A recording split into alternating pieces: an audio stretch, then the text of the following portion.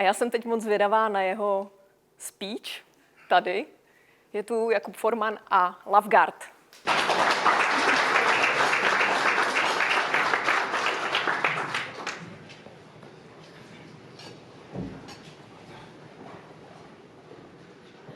Pánové, kdo z nás si o sobě myslí, že je dokonalým partnerem, ať zvedne ruku? Hezky. Kdo z nás si myslí, že by se mohl aspoň trošičku zlepšit? Super. A co je vlastně tou esencí nějakého toho zdravého a funkčního vztahu a jak ho každý z nás může budovat? Mé jméno je Jakub Forman a dneska bych vám chtěl představit náš startup Lavgard. V Lavgardu věříme, že na vztazích záleží. A způsob, jaký měníme vztahy k lepšímu, je, že mužům poskytujeme nástroje, znalosti a služby, díky kterým mohou uvědoměle budovat svůj vztah. V dnešním světě, který je dost rychlý, lidé nemají čas na nic, na sebe, na to, aby investovali nějakou energii do vztahu. Jenomže pokud tu energii do vztahu investovat nebudete, tak tam bohužel nic růst nebude a budete se většinou nacházet v této polovině emocí. Ale naopak, pokud tu energii do něj budete věnovat, tak budete prožívat mnohem pozitivnější emoce. Věděli jste, že například ve vyspělých zemích téměř polovina manželství končí rozvodem, nebo že 70% vztahů končí během prvního roku, nebo že 3/4 manželství končí kvůli nedostatku péče o něj? Jaký jsou vlastně 3 největší zabijáci vztahu? První z nich je nedostatek komunikace, pak je to nedostatek angažovanosti a nedostatek intimity. To má za následek to, že mnoho dětí vyrůstá v nekompletních rodinách bez mužských nebo ženských vzorů, co se určitě podepíše nějakým způsobem na jejich budoucnosti. Zároveň tu máme i další problém, a to, že vyspělé země začínají pomalu vymírat, protože klesá porodnost. A myslím si, že je to něco, co si zaslouží naší pozornost a že bychom tomu mohli pomoci. Jaký je potenciál toho českého trhu, na kterém my chceme začít? Je za mě obrovský. Je tady 1 400 000 lidí nebo mužů, kteří mají partnerku, z toho přibližně polovina z nich by mohla být zájem se nějakým způsobem zlepšovat a my v roce 2025 chceme získat pouhou 0,25%, jsme skromní na začátek, z toho trhu, abychom to dokázali nějakým způsobem nastartovat. A jaké řešení teda přinášíme? To řešení je v první řadě aplikace, která pomáhá mužům plánovat a plnit výzvy, díky kterým mají možnost si budovat ten svůj vztah. Ta aplikace zároveň obsahuje i obchod, ve kterém pánové mohou kupovat dárky svým blízkým, hlavně partnerkám, ať už k narozeninám, k Vánocům, k svátku nebo k čemukoliv jinému a tím opravdu věnovat nějakou energii do toho vztahu. A v neposlední řadě jsou to i znalosti, ať už kurzy, semináře nebo nějaké chytré rady. Tadyhle je takový business plán v kostce, to, co vás toho bude asi nejvíce zajímat, je business model.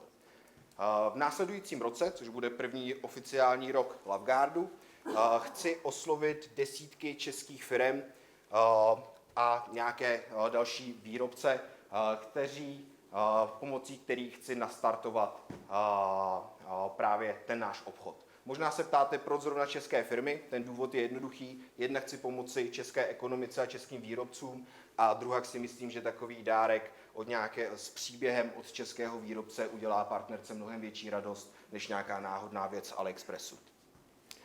Takže kromě příjmů, které budou plynout z prémiového subscriptionu aplikace a také z prodeje kurzů, chci získat 10% provizi od těch výrobců. Největší problém právě častý z těch menších výrobců je, že nedokáží získat zákazníky. A proto já jim je přivedu a na základě toho si řeknu o 10% provizi, se kterou se ještě navíc podělím se zákazníkem ve formě cashbacku v kreditu. To znamená, že jeho příští nákup bude o něco levnější a tím ho budu motivovat k dalšímu nákupu.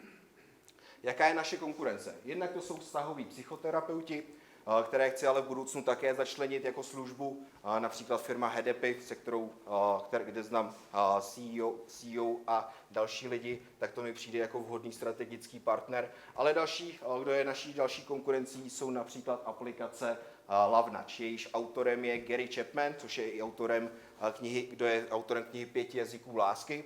A jak můžete vidět, ta aplikace nemá moc vysoké recenze a já jsem si všechny ty recenze pročetl a zjistil jsem, že naslouchám těm lidem a že skutečně mám pro ně to, co jim skutečně pomůže s tím vztahem.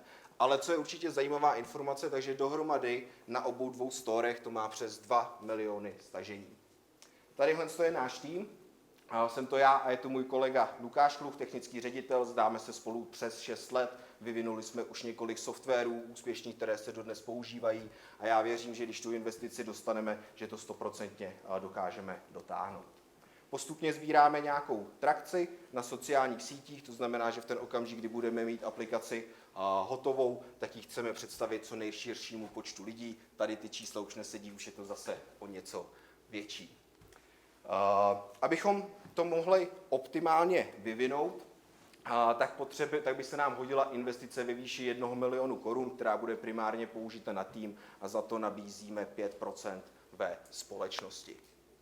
Tadyhle je naše roadmapa, to znamená v roce 2023 už jsme stihli business plán, prezentační web, sociální sítě, ale hlavně i designový prototyp, na který se můžete potom určitě u mě podívat vedle u stánku.